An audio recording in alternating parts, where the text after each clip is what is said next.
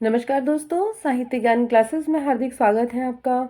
आज के सत्र में हम अध्ययन कर रहे हैं हिंदी साहित्य का इतिहास रीतिकाल, जिसके अंतर्गत रीत मुक्त कवि, रीत सिद्ध कवि, रीतबद्ध कवि, हम इन सभी तथ्यों का अध्ययन कर चुके हैं। सभी कवियों का रचनाकार एवं उनकी रचनाओं से संबंधित तथ्यों का अध्ययन। तो आज के सत्र में रीत मुक्त कवि कि ऋतु मुक्त कवि कौन होते हैं, किसे ऋतु मुक्त कवि कहते हैं और ऋतु मुक्त कवि कौन कौन से हैं। तो सर्वप्रथम ऋतु मुक्त कवि किसे कहते हैं? जिन कवियों ने रीति के बंधन से पूर्णतः मुक्त, यानी किसी रस, छंद, अलंकार, किसी प्रकार का उनकी रचनाओं पर कोई बंधन नहीं है, वह जो रचनाएं हैं वो पूर्णतः मुक्त हैं बंधन से। अपनी स्वतंत्र मनोवृत्ति के आधार पर श्रृंगार परक रचनाएं लिखी। कैसी रचनाएं? श्रृंगार परक। उन्हें ही रीतु मुक्त कवि कहा जाता है। जिन कवियों ने रीति के बंधन से मुक्त, पूर्णतः किसी प्रकार की उनकी रचनाओं पर कोई बंधन नहीं है, किसी की कोई आपत्ति नहीं है, सभी रचनाएं स्वतंत्र मनोवृत्ति के आधार पर लिखी हैं और श्रृंगार परक हैं। तो रीति मुक्त कवि कौन कौन से हैं? घनानंद, आलम, बोधा, ठाकुर और द्विजदेव। तो आज के सत्र में हम घनानंद का अध्ययन करेंगे। संपूर्ण घनानंद का जीवन परिचय, घनानंद की रचनाएं, घनानंद के विषय में विद्वानों के मत, आलोचकों के मत, घनानंद की प्रमुख काव्य पंक्तियां। अगले सत्रों में हम आलम, बोधा, ठाकुर, इन चारों का अध्ययन करेंगे। आज का जो सत्र है वो घनानंद से संबंधित है। चलिए शुरू करते हैं घनानंद के विषय में। घनानंद आचार्य रामचंद्र शुक्ल के अनुसार इनका जो सर्वमान्य जन्म है वो हुआ है 1689 ईस्वी, निधन 1739 ईस्वी। डॉक्टर नगेंद्र के अनुसार जिनका जन्म है 1673 ईस्वी और मृत्यु का जो समय है 1760 ईस्वी। तो जन्म और मृत्यु में थोड़ा मतभेद है। आचार्य रामचंद्र शुक्ल ने ये वाला कहा है और सर्वमान्य डॉक्टर नगेंद्र ने जन्म और मृत्यु का समय थोड़ा सा अलग दिया है। जन्म स्थान बुलंदशहर और निधन स्थान इनका वृंदावन। निधन वृंदावन में हुआ था। नादिर शाह के सैनिकों द्वारा इनकी हत्या कर दी गई। आश्रयदाता है इनके मोहम्मद शाह रंगीला। प्रेमिका थी सुजान, इनकी एक प्रेमिका थी सुजान। तो अधिकतर जो काव्य है इनका सुजान से ही संबंधित है। विरह वर्णन है इनके काव्य में। सुजान की प्रेम के बारे में इन्होंने अपनी रचनाओं में लिखा है। घनानंद मोहम्मद शाह रंगीला के मीर मुंशी या दीवान थे। मोहम्मद शाह रंगीला द्वारा दरबार से निष्कासित किए जाने पर घनानंद निम्बार्क संप्रदाय में दीक्षित हो गए थे। जब मोहम्मद शाह रंगीला के यहाँ पर दरबारी कवि थे, उन्होंने इनको निष्कासित कर दिया। उसके बाद ये वृंदावन जाकर निम्बार्क संप्रदाय में दीक्षित हो गए। घनानंद के जो उपनाम हैं वो कौन कौन से हैं? प्रश्न घनानंद के उपनाम से बहुत बार आते हैं। प्रेम के पीर का कवि किस कवि को कहा जाता है? तो वो घनानंद है। साक्षात रसमूर्ति घनानंद, लाक्षणिक मूर्तमत्या घनानंद, प्रयोग वैचित्र्य के कवि वो भी घनानंद ही है। रीति मुक्त काव्यधारा के प्रतिनिधि कवि घनानंद। ये उक्त पांचों नाम आचार्य रामचंद्र शुक्ल ने इन्हें प्रदान किए हैं। शुक्ल के द्वारा दिए हुए नाम हैं इनके। और यातना का कवि डॉक्टर बच्चन सिंह के द्वारा दिया गया उपनाम है। घनानंद को डॉक्टर बच्चन सिंह कहते हैं यातना का कवि। तो इसमें प्रेम की पीर का कवि और प्रयोग वैचित्र्य, यातना, इन तीनों से तो परीक्षाओं में प्रश्न भी आते हैं कि प्रेम की पीर का कवि किस कवि को कहा जाता है? तो घनानंद। घनानंद की प्रमुख रचनाएं कौन कौन सी हैं? घनानंद की 41 रचनाओं का उल्लेख मिलता है, जिनमें से प्रमुख रचनाएं निम्नलिखित हैं। सुजान सागर, सुजान उनकी प्रेमिका है तो उन्हीं के ऊपर उन्होंने यह रचना लिखी है। रसकेलिवल्ली, सुजान हित, प्रेम पत्रिका, घनानंद कवित, विरह लीला, कृपाकंद, वियोग बेली, इश्कलता, कोकसार या लोकसार, कोकसार भी कहते हैं, और लोकसार भी इस रचना का नाम है। प्रीति पावस, प्रेम पद्धति, प्रेम पहेली और यमुना यश, तो ये सभी रचनाएं घनानंद की रचनाएं हैं।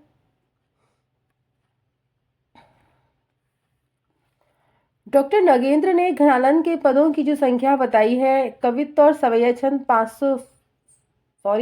752 पद हैं, जिसमें 1057 दोहा और चौपाई दोनों मिलाकर 2354 पद हैं। विरह लीला जो रचना है घनानंद की, यह रचना ब्रज भाषा में रचित है तथा फारसी छंद में रचित यह रचना है। घनानंद के पदों का संकलन विश्वनाथ प्रसाद मिश्र ने घनानंद ग्रंथावली के नाम से किया है। महत्वपूर्ण है कि घनानंद के पदों का संकलन किसने किया है, तो विश्वनाथ प्रसाद मिश्र ने घनानंद ग्रंथावली के नाम से किया है। घनानंद के पदों का संकलन सबसे पहले बैजनाथ ने घनानंद कवित्त नाम से किया, जिसमें कुल 508 पद हैं। 500 घनानंद के तथा 8 इसमें ब्रजनाथ के पद संकलित हैं। ब्रजनाथ ने घनानंद की प्रशंसा में लिखा है, नेह यहाँ ब्रजभाषा प्रवीण और सुंदरता हूँ के भेद को जाने, समुझे कविता घनानंद की ही आँखिन नेह की पीर तकी। तो ये पद लिखे हैं ब्रजनाथ ने घनानंद की प्रशंसा में। घनानंद के संदर्भ में विद्वानों के मत कि विद्वान घनानंद को किस प्रकार का कवि मानते हैं, उनके बारे में उनकी रचनाओं के बारे में अपने क्या विचार रखते हैं। तो सर्वप्रथम है आचार्य शुक्ल के कथन।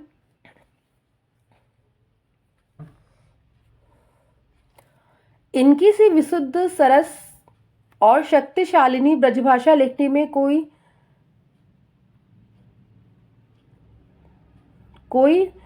दूसरा नहीं हुआ, समस्त जग में कोई दूसरा नहीं हुआ। विशुद्धता के साथ प्रौढ़ता और माधुर्य भी अपूर्ण है। आचार्य शुक्ल कहते हैं घनानंद के लिए यह साक्षात रसमूर्ति और ब्रजभाषा काव्य के प्रधान स्तंभ हैं। आचार्य रामचंद्र शुक्ल प्रेम की पीर ही को लेकर उनकी वाणी का प्रादुर्भाव हुआ, क्योंकि एक गणिका थी सुजान वैश्या, जिससे ये प्रेम करते थे, तो उनकी ही प्रेम में इन्होंने अपनी रचनाएं लिखी है और उसके ही प्रेम में यह अधिक व्याकुल हो रहे थे और उनकी रचनाओं में उनकी प्रेम की पीर का ही वर्णन हुआ है। प्रेम मार्ग का ऐसा प्रवीण और धीर पथिक तथा जवानानी का ऐसा दावा रखने वाला ब्रजभाषा का दूसरा कवि नहीं हुआ। आचार्य शुक्ल प्रेम की अनिवर्चनीयता का आभास घनानंद के विरोधाभासों के द्वारा ही दिया है। आचार्य शुक्ल का कथन है, ये प्रेम दशा की व्यंजना ही इनका अपना क्षेत्र है। प्रेम की अंतरदशा का उद्घाटन जैसा इनमें है, वैसा हिंदी के अन्य श्रृंगारी कवि में नहीं। आचार्य रामचंद्र शुक्ल इन्होंने संयोग और वियोग के दोनों पक्षों को लिया है, पर वियोग की अंतरदशाओं की ओर अधिक दृष्टि है। आचार्य शुक्ल घनानंद ने संयोग यानी मिलन, वियोग बिछड़ने दोनों ही प्रेम की अंतरदशाओं हैं, उन दशाओं का वर्णन किया है। पर जो वियोग की दशा है, जब इंसान वियोग में होता है, बिछड़ता है, तो उसका वर्णन घनानंद ने अपने साहित्य में बहुत ही सुंदर, बहुत ही अच्छा किया है। घनानंद ने न तो बिहारी की तरह विरहताप को बाहरी माप से मापा है, न बाहरी उछल कूद दिखाई है।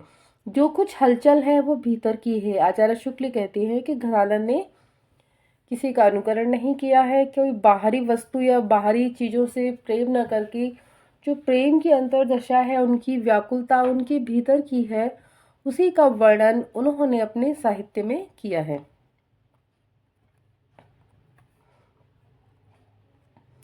घनानंद उन विरले कवियों में थे जो भाषा की व्यंजकता बढ़ाते हैं। आचार्य शुक्ल भाषा पर जैसा अचूक अधिकार इनका था, वैसा किसी कवि का नहीं। भाषा मानो उनके हृदय के साथ जुड़कर ऐसी वंशवर्तनी हो गई थी कि उसे अपनी अनूठी भाव भंगिमा के साथ जिस रूप में चाहते वह मोड़ सकते थे। आचार्य शुक्ल का कथन है, भाषा का ऐसा बेधड़क प्रयोग करने वाला हिंदी के पुराने कवियों में दूसरा नहीं हुआ। भाषा के लक्षण और व्यंजक बल की सीमा कहाँ तक है, इसकी पूरी परख इनको ही थी। आचार्य शुक्ल कहते हैं घरानंद के लिए, रीतिकाल की बौद्धिक विरहानुभूति, निष्प्राणता और कुंठा के वातावरण में घरानंद की पीड़ा टीस सहसा ही हृदय को क्या देती है।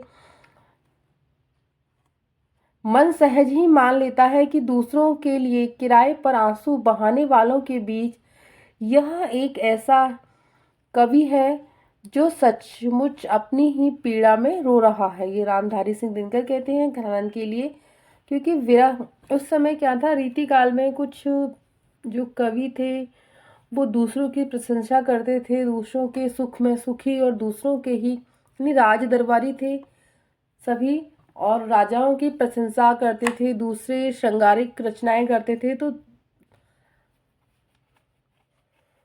अन्य किसी का वर्णन कर रहे हैं अपनी रचनाओं पर। घरानंद ने ऐसा नहीं किया है।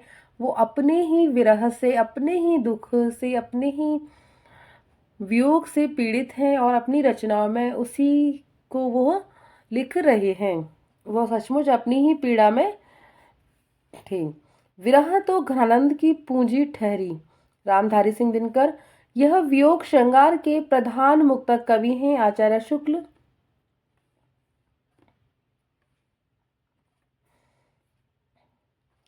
घनानंद के काव्य का वैशिष्ट्य उनके मौलिक स्वच्छंद गति तथा सृजनात्मक भाषा प्रयोग में विकसित होता है, और दोनों गुण एक दूसरे के परस्पर संबंध हैं। रामस्वरूप चतुर्वेदी जी, घनानंद ने भाषा की वास्तविक शक्ति को पहचानकर उद्घाटित किया है। यह भी कथन भी रामस्वरूप चतुर्वेदी जी का है।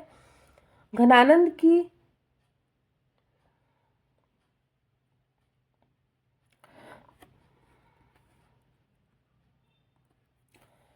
यहाँ पर है घनानंद की स्वच्छंदता, स्वच्छंदता शब्द आएगा यहाँ पर।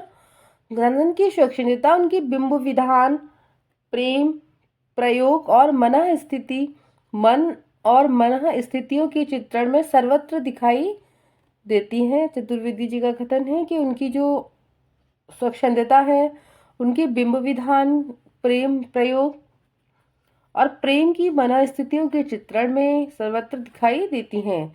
घनानंद ने मौन के भाव को कारुणिक रूप में नहीं वरन दार्शनिक निष्पत्ति के रूप में ग्रहण किया है। यह कथन भी चतुर्वेदी जी का ही है। घनानंद का कृतित्व रीतिकाल की सर्वश्रेष्ठ उपलब्धियों में से है। यह कथन भी रामस्वरूप चतुर्वेदी जी का है। घनानंद का जो कृतित्व है, घनानंद की जो रचनाएं हैं, वो रीतिकाल की सर्वश्रेष्ठ उपलब्धियां हैं। घनानंद रीति मुक्त काव्यधारा के सर्वश्रेष्ठ कवि हैं तथा उनकी कविता मर्यादा के बांध में बंधकर वह चलने वाली थी। जो जीवन में है वही रचनात्मक स्तर पर कविता में है, कि घनानंद के जो जीवन में है, सचमुच जो सच्चाई है, वही उन्होंने अपनी कविताओं में, अपने काव्य में प्रदर्शित किया है। घनानंद वियोग के मूर्तिमान कवि हैं डॉक्टर बच्चन सिंह। घनानंद प्रेम की यातना के कवि हैं डॉक्टर बच्चन सिंह। यातना के कवि कहा है ना बच्चन सिंह ने घनानंद को, तो घनानंद प्रेम की यातना के कवि हैं। घनानंद अपने काव्य में प्रेमजन्य घटना का जो चित्र प्रस्तुत किया है, वह शब्दों के चयन, मार्मिक बिंब, इधर बिंब होगा, बिंब योजना तथा परिवेश निर्माण के कारण अत्यंत सजीव हो उठा है।